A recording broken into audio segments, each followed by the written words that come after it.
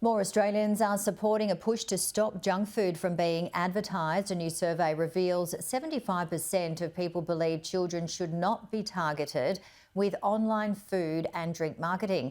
The figures come as Teal Independents this week table legislation for a widespread media ban on junk food to slow down the nation's obesity epidemic. Business groups say an advertising ban would lead to job losses. Well, joining me live is CEO of Cancer Victoria, Todd Harper. Todd, thank you very much for joining us. I know Cancer Victoria conducted a survey that revealed, in fact, 76% support a blanket ban on online marketing that focuses on unhealthy food and drink to children. What else did the survey show us? I think what the survey has helped reveal is that there are very high levels in the community for greater action to be taken on unhealthy food advertising. So in addition to a blanket ban on online advertisements, we also found that there was a high level of concern in the population about how the online environment is being used to collect private information on children as well. And there was concern for stronger regulation in that area.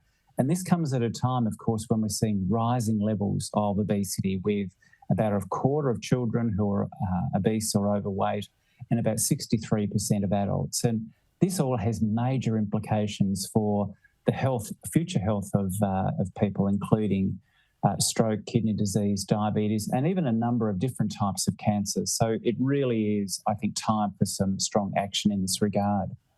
And two of the things that you just mentioned, Todd, we spoke to Independent MP Zali Steggall, and she spoke exactly what you said about the children's data being compromised and the higher levels of obesity. And Independent federal member for Mackellar, Dr Sophie Scomp's tabled her bill this week, as you know, Healthy Kids Advertising, asking for that ban. So do you welcome this current bill? Yes, this is the type of approach that we've been advocating now for probably more than 10 years. What it does do is to give parents and indeed children greater control over the environment and the ads that they're being exposed to. So consider a child aged 5 to 8 years of age. It's estimated that they'll be exposed to at least 800 unhealthy food advertisements every year. And that makes life very difficult, of course, for parents who want to be providing a positive environment, encouraging healthy food choices for their children.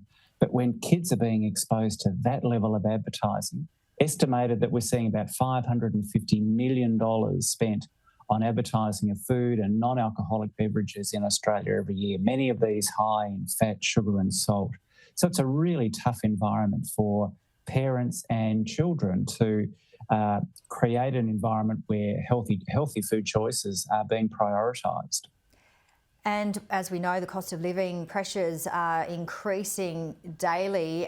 Food is not cheap, as we know. A lot of unhealthy food perhaps is cheaper than some of the healthier options, but we're also looking overseas, and Dr Sophie Scomp spoke about 40 countries around the world. They have some form of junk food advertising rules in place, including the UK and Norway. Yes, that's right. So I think what's becoming clear now is that this is not just a phenomenon that we've seen in one or two countries, 40 countries, as you say, UK, Ireland, Norway, Mexico.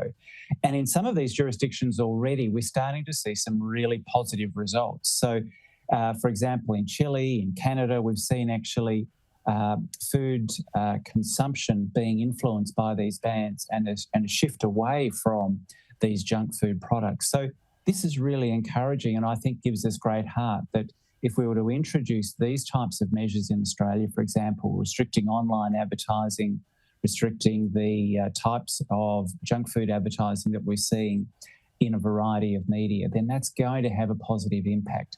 It gives parents greater opportunities to set that positive role modelling example in the family home, which can be very hard at the moment with all the widespread forms of media that are carrying these types of advertising and targeting very young children. And clearly we know advertising does work, otherwise they wouldn't be spending that money. Business groups, as we mentioned before, are saying that any advertising ban would lead to job losses. And also many people, you hear that it's, the parents' responsibility. What do you think, Todd? Is it a collaborative issue? Is it, going to lead to job losses? Do we have to really not worry about that and focus on our children's health? I have greater faith in Australian industry than that. I think if we were to introduce this type of scheme to restrict junk food advertising, it's going to achieve a few things. We're going to see healthier food choices from children and parents, which is going to have long-term health benefits. That actually benefits the economy. Healthy people living longer, having better quality of life is actually good for the economy. What I think will also happen is that we'll encourage the food industry to be looking at the healthier options, the ones that aren't so saturated in fat, sugar and salt, focusing on those products instead of the ones that we know are doing a significant level of harm in terms of food choices by young children and also leading to problems with obesity. So I think that's the sort of broader picture that we need to be considering here. At the end of the day, we have to be, as a community, prioritising children's health and children's long-term health above all other considerations. Todd Harper, Cancer Council Victoria CEO, thank you so much for your time today. Thanks very much, Jamie.